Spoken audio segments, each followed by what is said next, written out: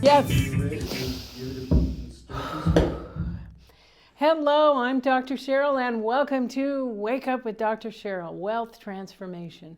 Our show is raising the awareness and consciousness in the relationship with wealth and unconditional love. Always remember that your present situation is not your final destination. The best is yet to be, by Zig Ziglar. Our show this evening is about the wealth of being open-minded and diversity. Our honored guest is Sister Roma, the most photographed nun in the world. She's an activist, fundraiser, columnist, and host. She was the San Francisco Pride Grand Marshal in 2013 and the most notable drag queen in 2014. Bay Area is also the best Bay Area activist in 2016. In 2016 marks Sister Roma's 29th year as one of the most outspoken and highly visible members of the infamous Sisters of Perpetual Indulgence.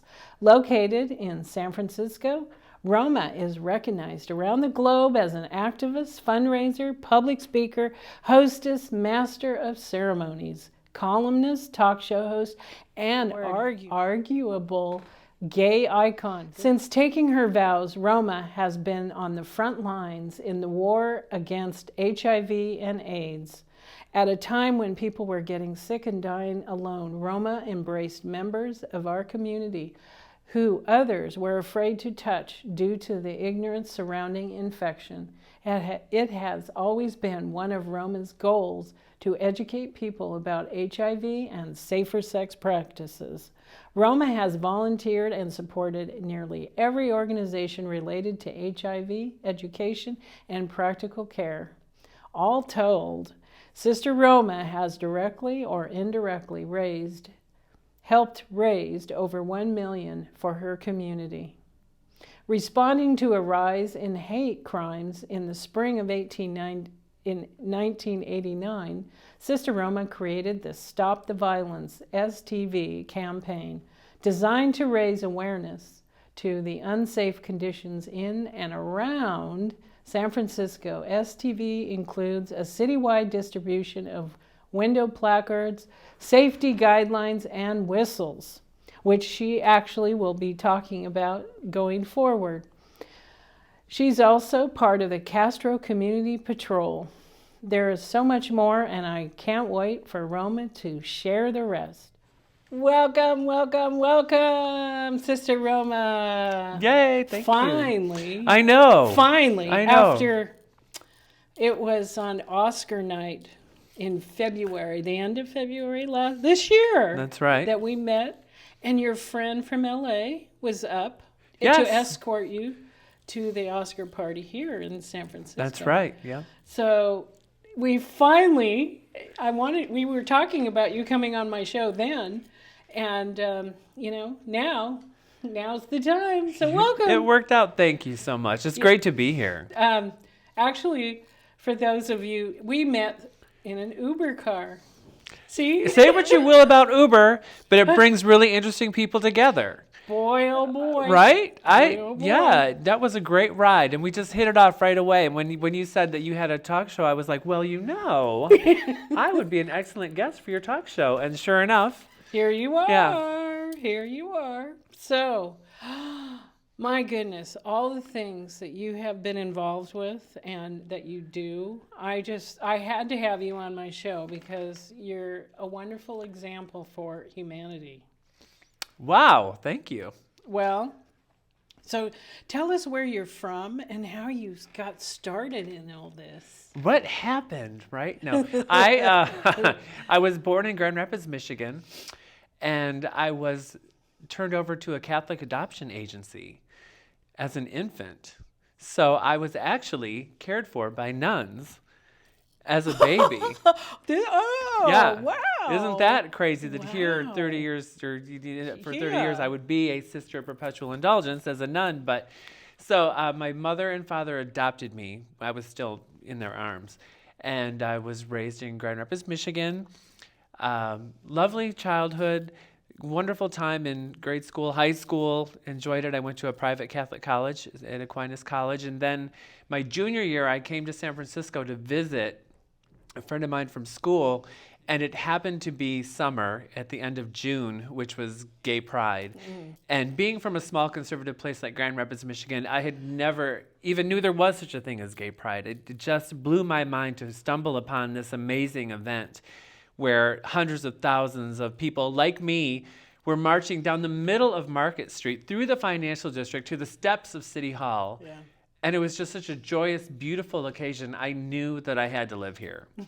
So I went back to Michigan and I finished college and I left skid marks. I just couldn't wait to get back to San Francisco. Sure. So as soon as I graduated, I moved here. That was in 1985. Oh, wow. Okay. And 2 years later, I met the sisters and it changed my life.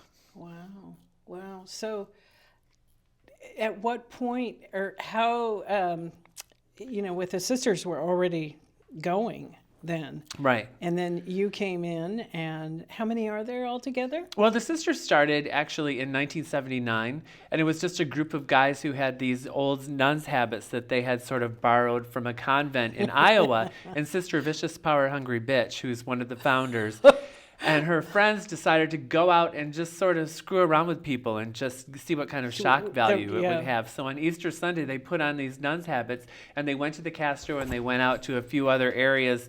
And the reaction was so insane, they realized that they'd stumbled onto something here. Oh, okay. So they got together, and they formed a group, and they came up with the name, the Sisters of Perpetual Indulgence, and made a few other appearances, and then slowly HIV and AIDS started to rear its ugly head, and that's when the order really found its focus.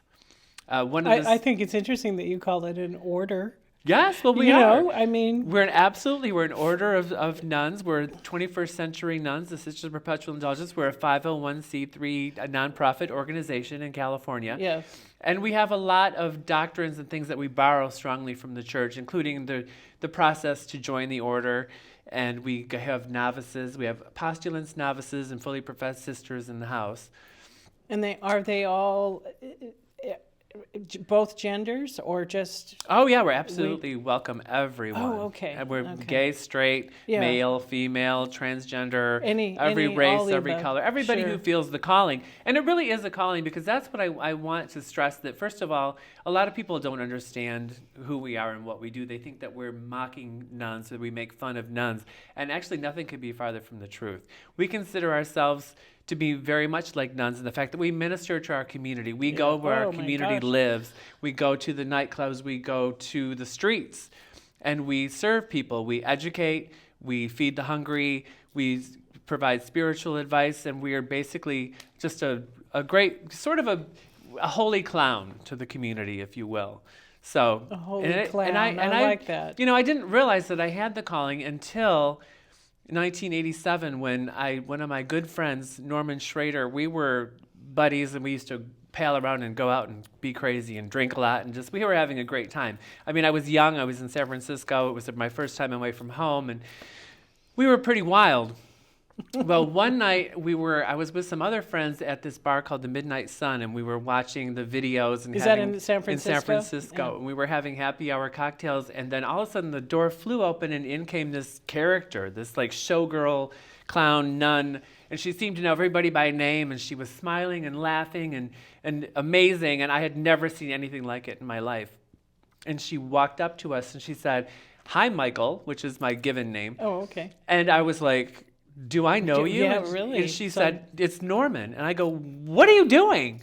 She goes, "I'm one of the sisters." And that was the first time I'd ever heard about So the sisters. you knew Norman then previously. Right. Yeah, we were Oh. really great friends, but he'd never come out to me as a sister before. Oh, wow. So I got to know the group, and at the time, at the height of the orders, in like the beginning, there was as many as 40 sisters in San Oh, Francisco, wow. but Yeah.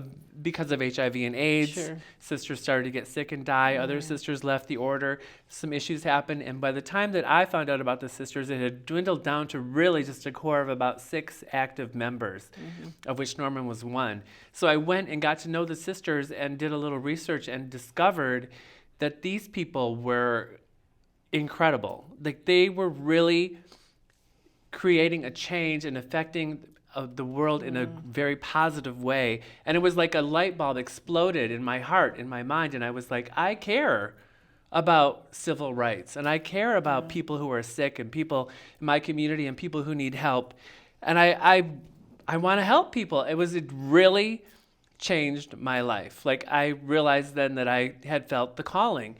And it's interesting to me that 4 years of Catholic college never inspired me to do anything civic or charitable. Well, yeah, because you were probably a little bit forced into it, and when it's forced, right? You resist it a little bit. Yeah, and I mean, you get whatever you put into something. So maybe I wasn't ready for it yet when I was in college. But when I came to San Francisco and met the sisters, I realized that I wanted to make the world a better place for having been here. Yeah. So I've devoted more than half my life at this point. Well, and you were the master of ceremonies for the gay pride, weren't you? I was. At one point. Yes, I've done that several times. Oh, okay. Yep, I've been a grand marshal in the Pride Parade. Yeah. So tell us about how you feed the homeless. You shared something on the way over here in France that you were participating in. Oh, well, one of my favorite organizations is called Tenderloin Tessies, and it was started by a drag queen who was part of the Imperial Court. And what we do is what's the Imperial Court? Oh, the Imperial Court is a group of drag queens and men who present themselves as Emperor and Empress. You may have heard of Emperor Norton. And it's an organization that's also about 40 years old in San Francisco. And they do charity work, and they're an amazing, incredible organization that I work with very closely. Okay. But this drag queen started this group called Tenderloin Tessies, where it's 100% volunteer based and relies on donations and fundraising, and it feeds homeless people at First Unitarian Church in San Francisco. So every Thanksgiving and Christmas, that's what I do. I go spend time there serving homeless people meals, and it's beautiful. You said that there might be like 500 people that come through there? Oh yeah, this year we fed 550 people. Oh. Yeah. Yeah. I see more people homeless in San Francisco than ever. Well, it's an epidemic for sure, and it's tragic, but the thing that I've learned is that those people are no different really than any of us. And over the years of doing this for decades, I've gotten to know people that I see every year come through there who are happy and who are interesting and who are smart and sincere, and they're just in a circumstance that they can't get out of, or and they're hungry, but they're lovely people. And those are people that I look forward to seeing every year. And then when I'm out, just in general, like sometimes I'm doing something else completely unrelated to that event, I'll see them, and it's like they're a friend. I've gotten a lot of friends through that organization. Sure. Well, so what other things are you doing? I mean, you there's so much that you have done, with the volunteer work, and you were raising money for AIDS. Tell us about that. Well, that's what the sisters do. When the HIV and AIDS first started to attack our community, the sisters took a very practical approach to it. There were some people who thought that it was God's punishment, and they even went so far as to say that it was killing all the right people. And the sisters were like, that's ridiculous. This is a virus, it's a disease, and we have to approach it with education and prevention. So the sisters were actually the very first group ever to produce a safer sex pamphlet called Playfair, which they distributed to the community, telling them about safer sex practices. And they were the first group ever to hold a fundraiser for people who were afflicted with HIV and AIDS. So the sisters have been on the forefront in the war against HIV and AIDS. And then when I came along, the disease was in full effect, and people were dying, and people were becoming visibly physically sick. They were being attacked with Kaposi's and dying of cancer. They would lose weight, and it was terrifying. It was scary for them. It was scary for people in the community, their friends, their employers. They were losing their jobs. They were losing their homes. They were losing their friends and family. And quite often people would just come up to the sisters and say they needed to talk, and they would ask if they could have a hug, because people were afraid to touch them. Yeah, of course. This was 1987, 88, 89. We didn't know what was going on, but I did know that I could give someone a hug. Yeah, of course. So that really gave me a big drive and big focus, and I've always been very proud of the work that the sisters have done since the beginning in the fight against HIV and AIDS. And education is such an important part of that. I do remember when they finally came out and said the only way you can contract AIDS is through sex, and if you got enough saliva and blood transfusion, Right, your blood, intravenous drug yeah, users, right? you know, so you're pretty much safe to give a hug to somebody that needs it. Yeah, absolutely. Yeah. So what did you do to raise money for that? What were the events that you did? Well, interestingly enough, the sisters have always been really creative when it comes to fundraisers and events. We hold big parties. In 1989, after the big earthquake, were you here for the big earthquake? Yes, I was. I had just left. I went to Las Vegas, and at 5 o'clock, I was on the phone with a friend, and it was cut off.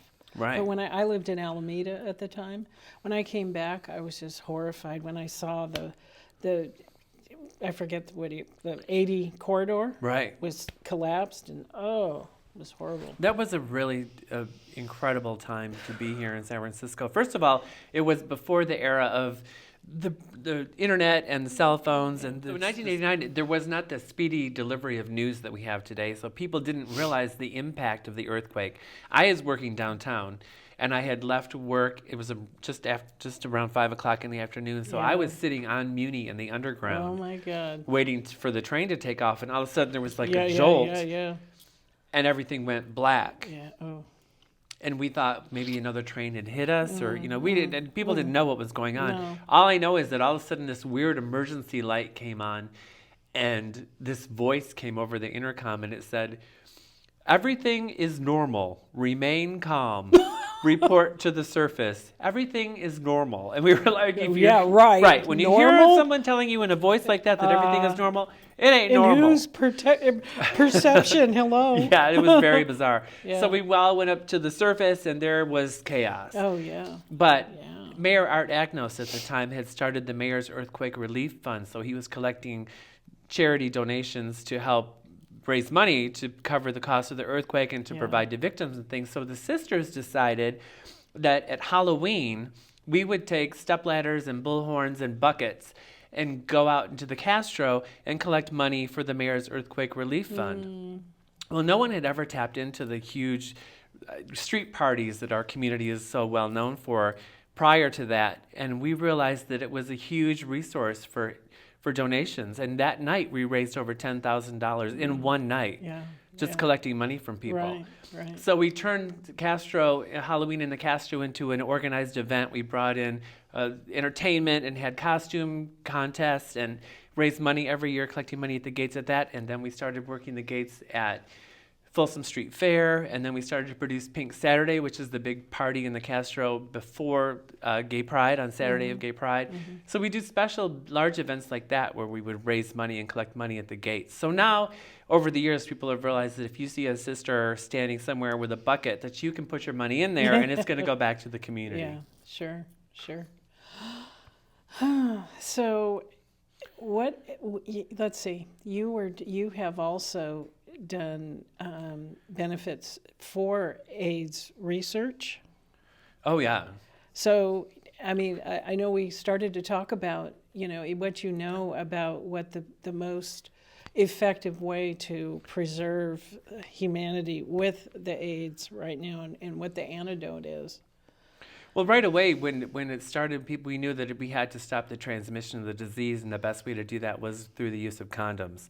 So the sisters have always been big proponents in trying to get people to, first of all, be tested so you know your status, because the only way to be proactive about your health and to take care of yourself is to know what's going on inside. And there was a lot of fear around that because people didn't understand what it meant. At the time, it was considered a death sentence, pretty much, if you had HIV and AIDS. We've come a long way since then. Yeah, well, people have HIV, but they are not necessarily positive. Oh, absolutely. So they live with... Live for years with it. But the sisters were always advocates for condom use and safer sex practices, trying to educate people about how to engage in a healthy way. Right. Today, we find ourselves in a whole new situation with the advent of PrEP, which is pre-exposure prophylaxis, which is a new pill actually that's come out that if you take it every day, it's proven to be 99% effective in preventing the transmission of HIV and AIDS. So That's it feels like we're on the amazing. precipice of a huge breakthrough. This Yeah. is great news for our community and is changing the way that people are looking at sex again. Yeah. But yeah. it's important to remember that it doesn't prevent you any exposure to any other STIs, sexually right. transmitted infections, are Right. still out there. So it's still recommended that you use condoms. You know, I mean, if you decide to go out and you feel like you just want to have random sex and you're not comfortable about talking about your status or another person's health, then put a condom on and just be safe and be smart. But if you're in a relationship with someone and you are tested regularly and you know each other's status and you're healthy, it may be finally a time when you don't need to worry about condoms anymore, which would be huge because nobody really likes condoms. No. Oh gosh. What other benefits are you? Well, one of the involved things in? that I was always interested in right away was anti-violence. Oh my gosh. It's another huge cause I of mean, mine. and it's also a big issue against anti-gay. You know, I mean, I think it's gotten much better, but you go in to the South or you go out in places that they're ignorant, and you know, still hear about anti-gay violence. Oh, totally. Well, it always feels like you take 2 steps forward and take 1 step back, and the pendulum swings to the left, to the right. It's never going to stop. But in 1989, there was a huge increase in hate crimes and violence against the LGBT community. People were being attacked around Dolores Park and in the Castro, and it really pissed me off, basically. And I realized that as a sister, I had a voice and the platform to make some noise about it. So we actually did a PSA, and I designed a placard called Stop the Violence, and it had a pink triangle in the middle.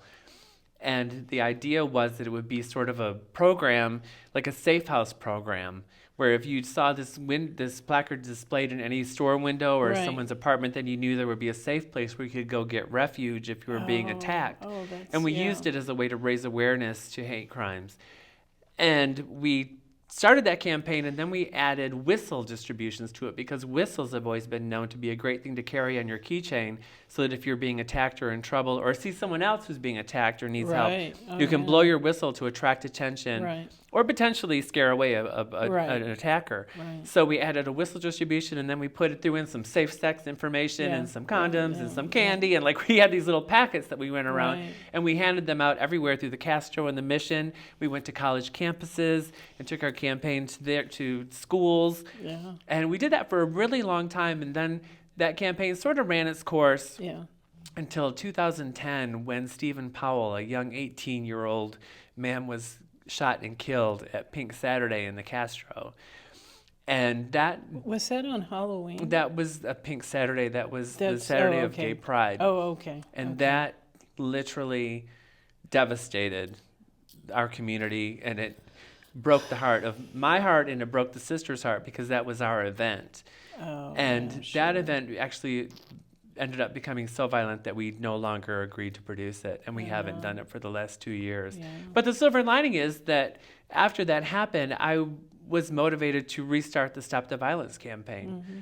So we took it to the streets, which is what we always do, and we held a big protest, and we joined forces with the SFPD and an organization called the Castro Community on Patrol, Mm-hmm. and we continue to this day to provide safety training and the packets and the Right. whistles and the placards Yeah, yeah. and raise awareness, and Stop the Violence is something that I'm still very active in. What's the status on that today? It's great. We just had a seminar in the Castro, and then we did a big, because of the recent election, there's been a lot of fear in our community. Oh my God. The people are worried because there have been some really outrageous claims made about Oh, immigration, oh, no. and then Oh. some people are being appointed to high positions in the government who are not gay friendly, and trans rights and issues are always always a concern of ours. So we held a big seminar meeting. Actually, it was more like a town hall meeting just a couple weeks ago with the SFPD to help people express How are their they? fears. I mean, they seem to be very compatible with it. I mean, don't they help a lot, or are they? Well, I think we're so fortunate to live in the Bay Area, and even in California, where we're still blue, and the people, for the most part, are not going to be affected, or allow this election and the climate out there in the rest of the world to affect the way that we behave. Well, or the way I read what London had to write, and I was like, I loved it, because it was to Trump. Right. We're not changing what we have. No. And I mean, it was like several pages long, and I thought, San Francisco, yes. Yeah.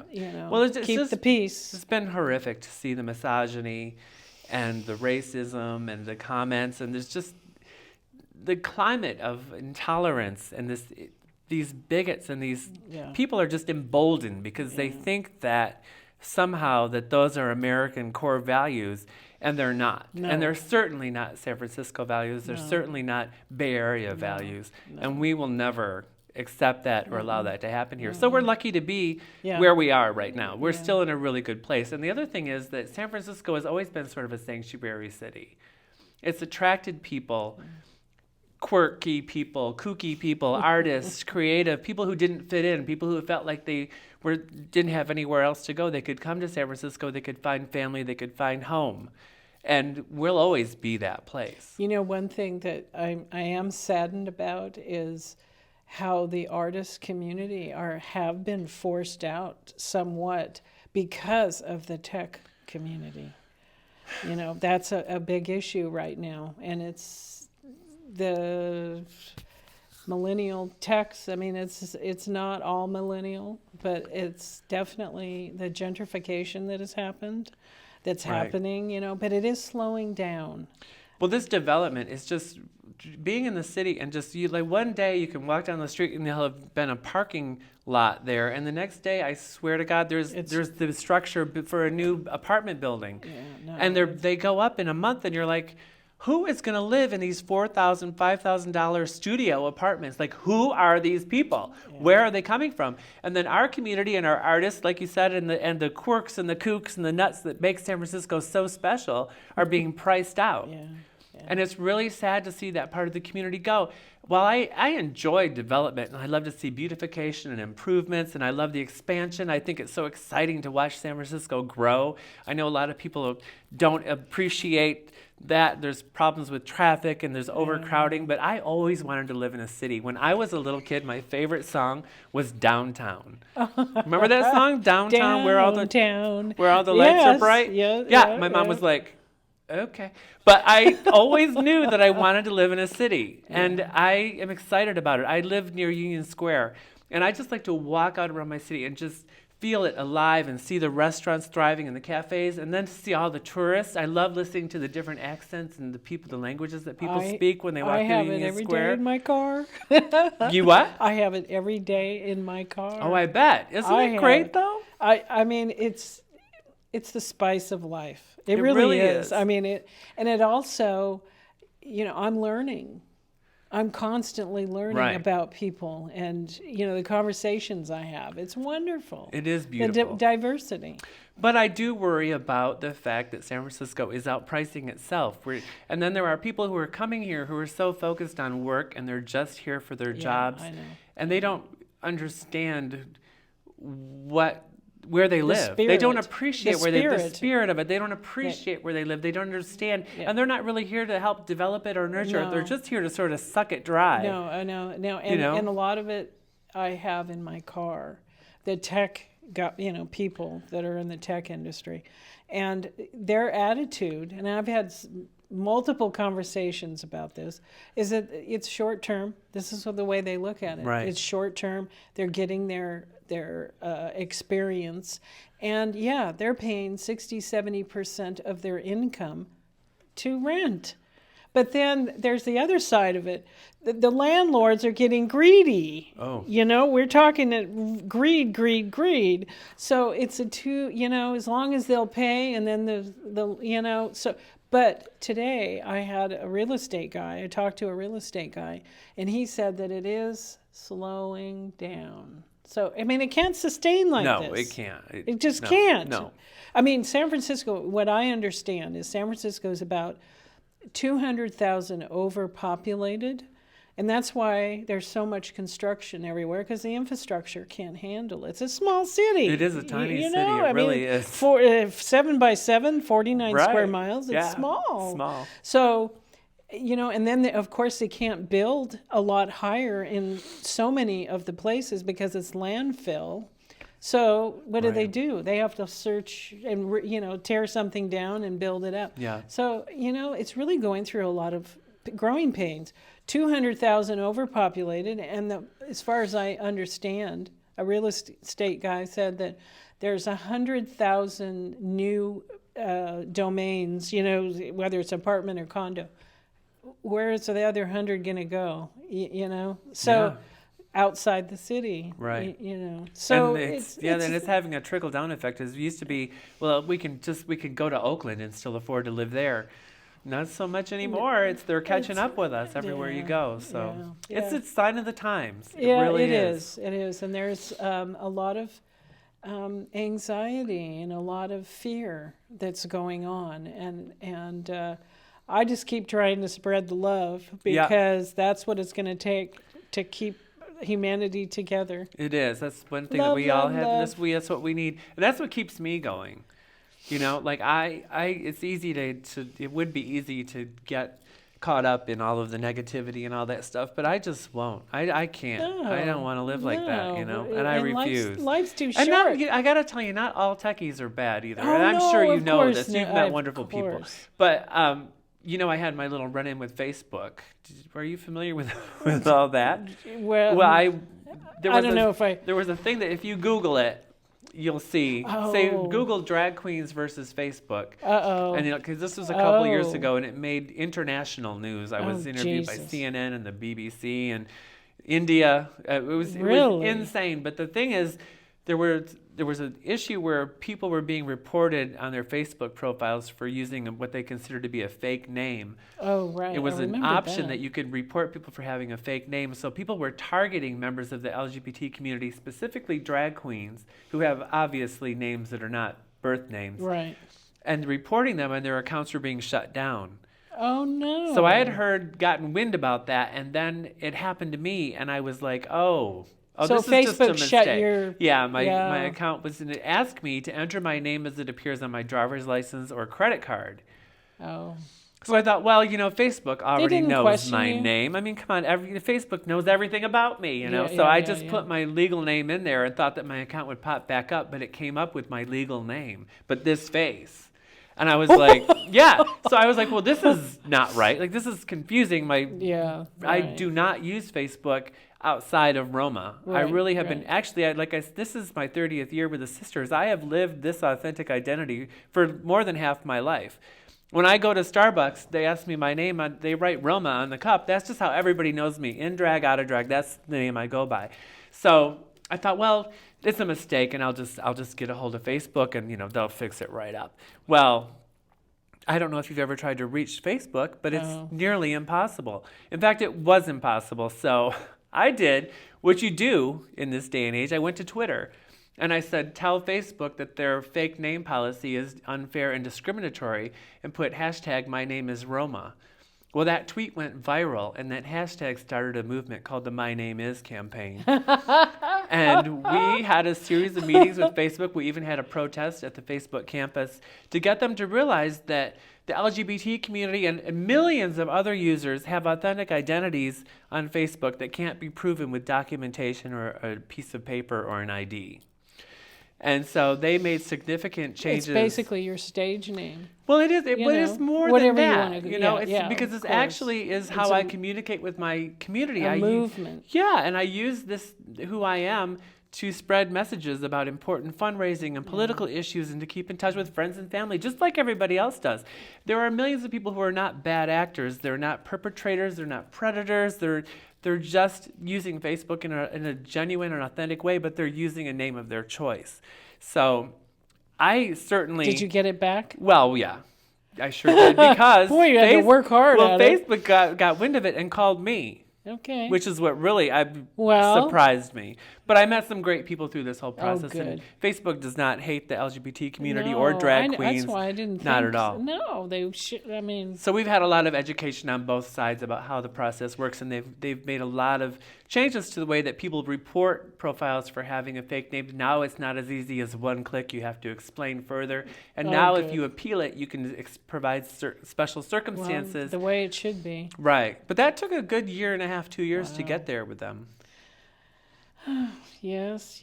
But that's just one of the unexpected kind of sort of accidental activism things that I've been involved in. It's just, if you see something and you feel like there's somebody who needs help, or a situation that needs to be rectified, or an event that needs help, or anything, just do it. Like, do something about it. Stand up, say something, volunteer, spend some of your time, some of your energy, and spread the love, right? That's right. And it's really the only way to stay healthy and happy is to get outside of your head, get outside of yourself and look around and realize that there's so much beauty in the world, and there's so many opportunities to make it a better place.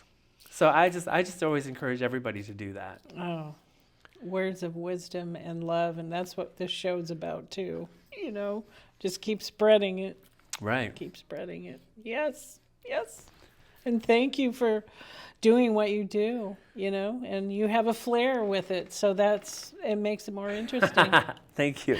Well, it's been a beautiful I can't imagine my life not being a sister and not being Roma. Like I said, it changed my life. How did you come up with Roma? Well, my full name is Sister There's No Place Like Rome. And it's a combination of my love for the Wizard of Oz and the Vatican, where the Pope lives. Yeah. So there's no place like Rome is how that came about. Well, you definitely have the Catholic in your right? blood. I by it honestly, don't I? Yeah. Yes. So, but I actually just have always seen this as a great opportunity to make the most of it. If I'm in a situation where I can attract attention and have a forum or a public voice, I'm going to go ahead and use it. So I've always been very vocal, very present. I've been an MC on the main stage at Folsom Street and Castro and Gay Pride. And then I started to spread my wings, and I've traveled all over the country and now all over the world as Sister Roma, hosting events and speaking. And it's been an amazing, amazing 30 years. Well, then you have helped a lot of people, and that says something in itself right there. I hope so. Oh, I'm sure, definitely. So is there any stories that you want to share with us? Well, I want to say one thing, and I know that it's easy to get caught up, especially in this day and age. There's bullying, and there's so many haters on the internet, and it's easy to feel intimidated and hurt and offended by what other people say about you. But one thing that I've learned in the 30 years of doing this, looking like this, is that I can walk from this corner to this corner, and along the way, I will meet every possible type of person, and the reactions will be varied from, oh my God, you're fabulous, can I have a photo, to questions about who I am, what am I doing, and the energy and the love and the joy.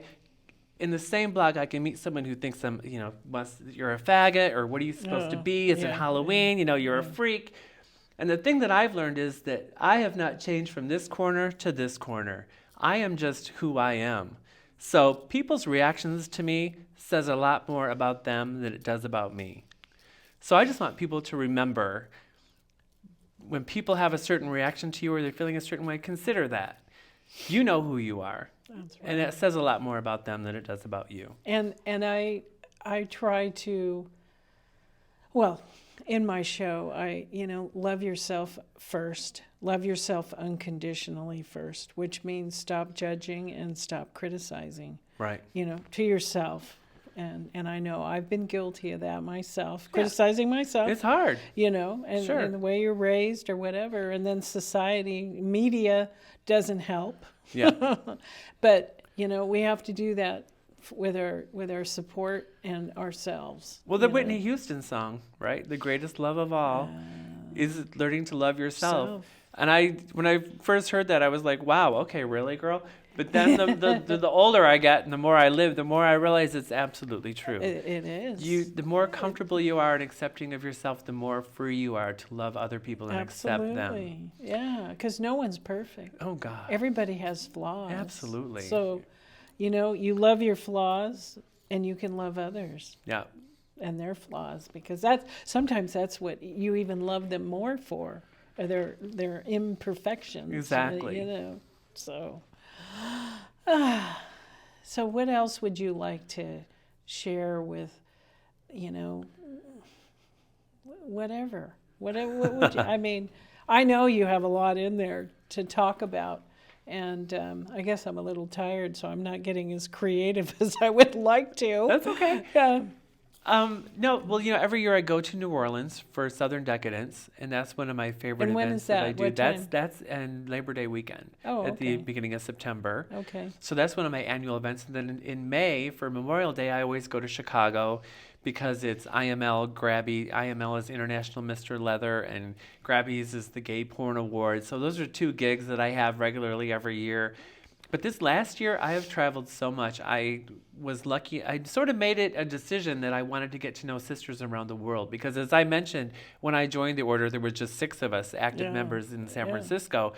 In that time, the order has grown to cover 4 continents. So how many are there? I don't even know how many there are total around the world. Yeah. 1,000 So do more. you ever have an event that you all come together? Well, one of our biggest events where sisters come from all over the world is Easter here in San Francisco, where it's our anniversary, and we hold a huge free party for anybody who wants to come. It's in Golden Gate Park, and it's a beautiful day. It's the ultimate San Francisco experience. People come, they bring blankets, they bring baskets of food, they bring drinks, they might bring, whatever. And they bring kids, and they bring cameras, and they bring their dogs, and they dress their dogs up in costumes, and we have a stage show, we have great entertainment, we have fabulous MCs, and then we have our famous contest, the Easter Bonnet Contest. Oh, my goodness. Yes, we have the Hunky Jesus Contest. Which is, that is what people really turn out for. And I've emceed that every year for a decade or so at least. Yeah. That is one of my favorite events because, first of all, it pisses off a lot of Christians.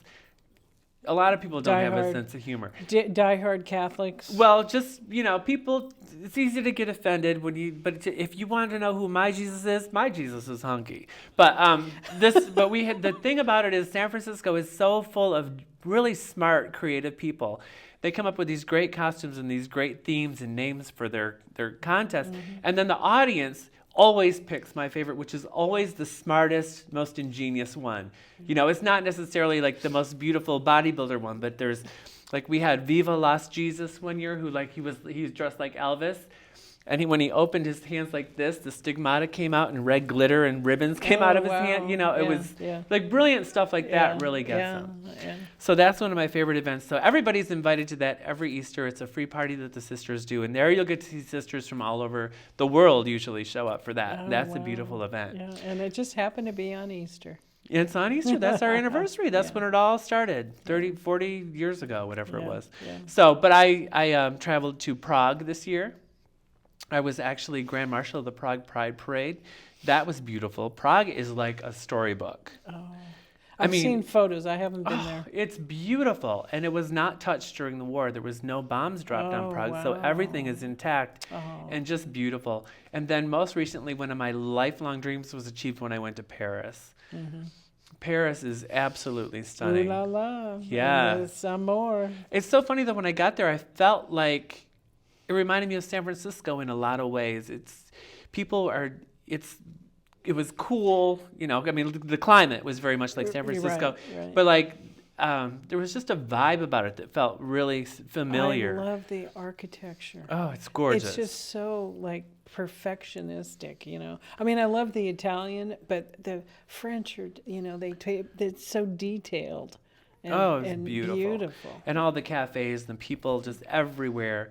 Yeah. Out drinking and eating until all hours of the night. And the thing that was interesting is the cafes, you know how here, if you go sit somewhere, you sit at a table and you all face each other like this. If you notice in Paris, when you're walking the street, the cafes have tables and the chairs are sort of like auditorium style, so that you're sitting and looking out. Yeah. And so you engage people and you're looking out like at the Eiffel Tower or wherever you are, there's something beautiful to see. So I met some amazing people in Paris. I had such a great time. Those are some of the opportunities that this has provided me. So I can't be grateful enough. I bet. Well, and that's the key, is being grateful. Right. That's the beginning, being grateful, because then you can be grateful for more, because more keeps coming.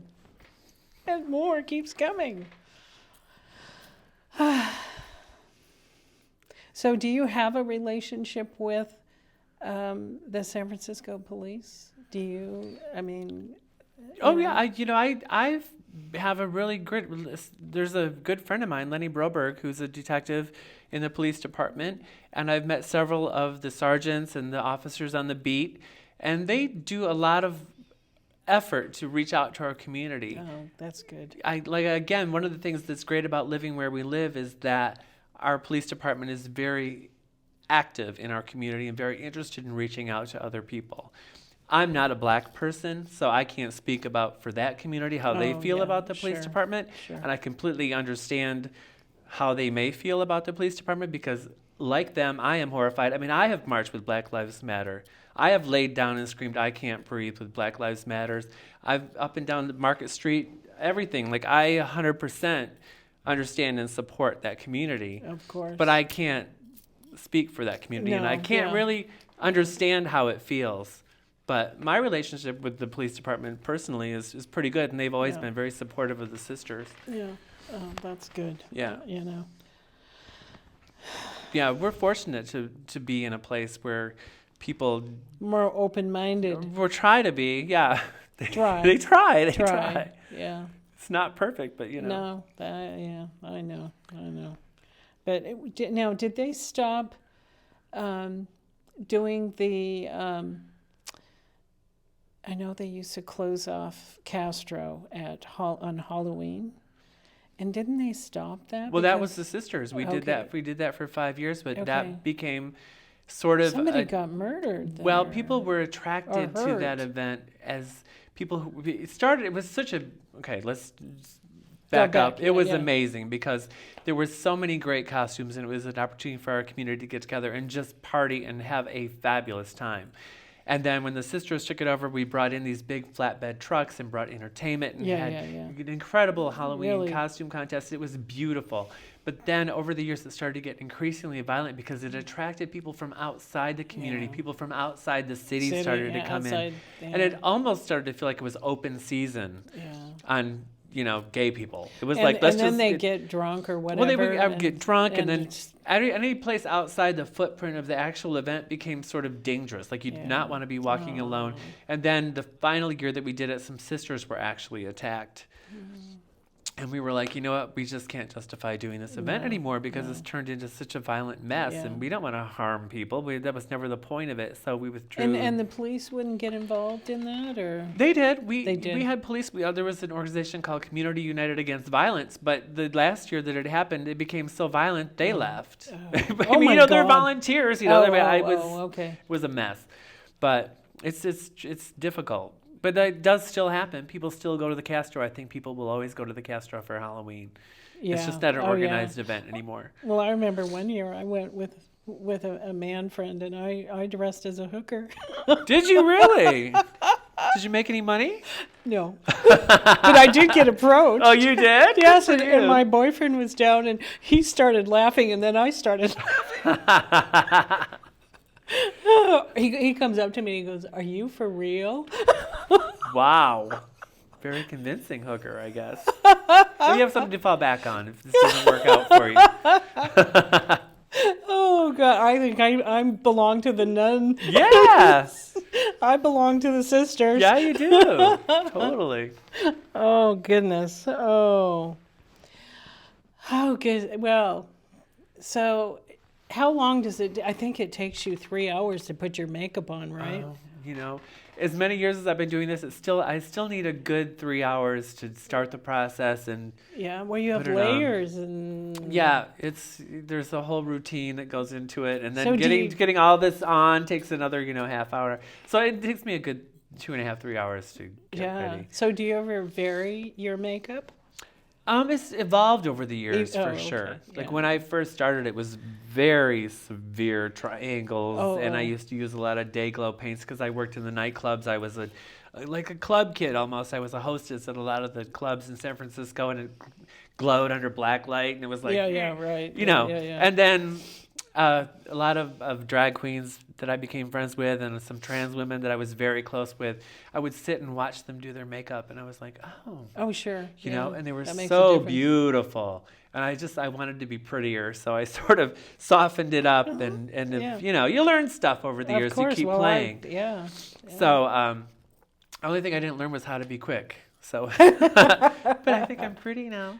So how about your outfits? I mean, do you like choose an outfit for how you feel, or do you because of what you're doing? I mean, The sisters, we all have traditional habits that we wear. Oh, okay. When we do things together as a group, like if there's a protest or an official sister event that requires traditional habits, we all wear them so we look the same. And that's quite a presentation.